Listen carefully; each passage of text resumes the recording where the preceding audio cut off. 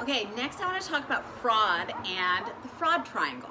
So fraud is a really, it can end up being a big impact to your income statement. There have been studies that show that roughly 5% of your revenues are being lost to fraud. So if you make $100,000, then 5% has been stolen from your company. And if your annual revenue is $100 million, then $5 million has been lost to fraud. So you can see where it's a pretty significant amount. And most fraud in a company is committed by an insider, by an employee or someone close to the company, a preferred customer or vendor, or the family member of someone like that. But usually it's going to be someone inside the company. And you're thinking, well, maybe we should just stop sketching or hiring sketchy employees, right? But it's actually very often really trusted long-term employees. And then something happens and all of a sudden they're in a situation where they commit fraud. So let's talk about what these situations are that someone could find themselves in. So we have what's called the fraud triangle, okay? And there's three sides to the fraud triangle.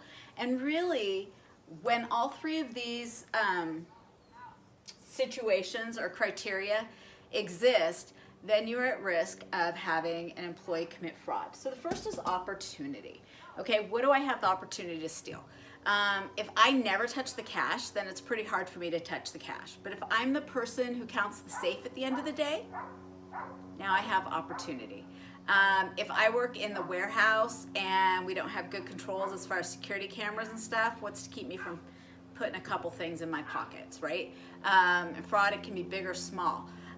Another opportunity, how many of you have ever worked like in food service, right? And maybe your friends come in and you give them free food, or you give them the employee discount, right? Because you have the opportunity to do that. It seems small at the time, but that's technically fraud.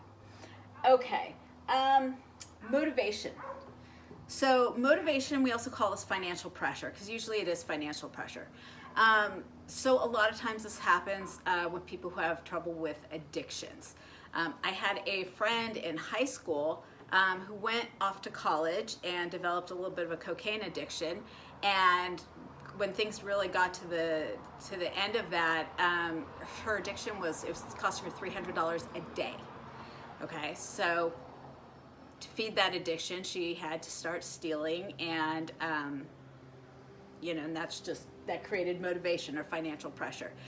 Gambling addictions, a lot of times you'll have someone who, like maybe a spouse loses their job and they're worried about losing their house, or someone in the family gets sick and they have increased medical bills, okay? So this is where someone who's a long-term trusted employee, all of a sudden with the right financial pressure or motivation, they might be tempted to commit fraud. Last part of the triangle is rationalization. And this is a really, really important part of the triangle, okay? Because a lot of these people are otherwise honest people, so I have to somehow rationalize how it's okay. Right? The company makes a ton of money. They won't notice the little bit I'm taking. Or maybe someone hasn't treated me well. Maybe I got passed over for a promotion. Maybe I'm working a bunch of overtime. Maybe, I don't know, I'm being sexually harassed on the job and I think I'm due whatever it is I'm stealing. Okay, so somehow we're going to rationalize in our minds about the fraud. All right, so I'll give you a couple examples of real life fraud and then we'll end this. So one of the most common things that get stolen from a company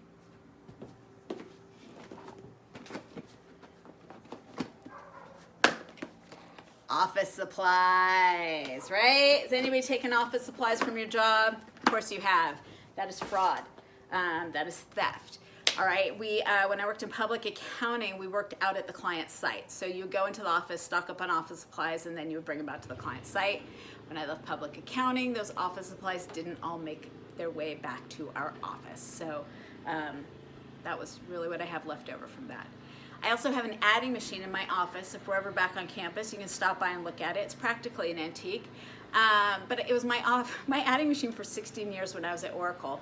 And when I was leaving, I took it with me. Now, if I'd left it behind, they most likely would have thrown it in the trash because nobody wants it. But I didn't ask, and nobody gave me permission, so technically that was a theft, right? But I rationalized it. I was like, they literally were going to throw it away. So it was worth nothing to the company. I can rationalize all day long. All right, and then I just want to give you one other real life example of fraud that I've seen, because I think this one really, it kind of illustrates some of the ways that people who have access to your accounting records can commit fraud. It's an organization I'm involved with, and we run apartment communities. And the person in charge of the apartment community, longtime employee, she's been there 15 years, and she, what she started doing is if a tenant would pay in cash, which we discourage, but sometimes it happened, she would pocket the cash, and so then that tenant would show as not having paid their rent. So then the next person comes in, pays their rent, she takes that rent check and she applies it to the first guy. So now the first guy looks like he's paid his rent, the second guy looks like he hasn't. Then a third person comes in and pays rent, and that third person's rent gets applied to the second person. And so this kept going on and on and on and on until eventually she got caught. But as you can see, as long as she had access to the cash and access to the records and could sit and apply the rent payments within the records, nobody was ever behind on their rent by more than a couple of days, and she was always able to make it work. And that brings me to my final point. If you suspect fraud and you are looking you're kind of trying to figure out where to start looking, a good place to look is employees who have never taken vacation, right? And we hold these people up as great employees, like, oh, they're so dedicated, they never take a vacation day or a sick day. People who don't take vacation days or sick days, maybe they're great employees, but maybe they're trying to cover up fraud. Because in the case of the apartment manager, right, if she'd gone on vacation for a week, somebody would have figured out the whole scheme. So she was a great employee, didn't take vacation, didn't take sick days, and as it turned out, part of the motivation for that was to cover up the fraud. So it's a good place to look. A lot of employees or employers as a control, they will implement mandatory vacations. Okay, you have to go take your vacation time, your paid vacation time, and it gives, and then you can just make sure, as long as everybody is seeing everybody else's job a little bit, then you can feel better about no fraud being committed. All right, so that's going to wrap us up on fraud. I just found out my baby's sick. She's real sick. The doctors say there's an experimental treatment, but it's not covered by our insurance. My husband's at the casino right now trying to win enough money, but I don't know what we're gonna do.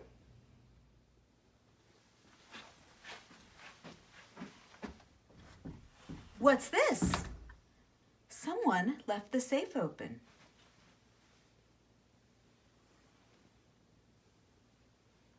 My prayers have been answered. I know, can you believe it? One day we get the news about the baby being sick, and the next day I'm just walking down the hall and I notice the safe is open. It's like it was meant to be. Oh no, they're so rich, they'll probably never even notice it. Besides, they're the ones that bought that terrible insurance policy to begin with. It's kind of like they owe me.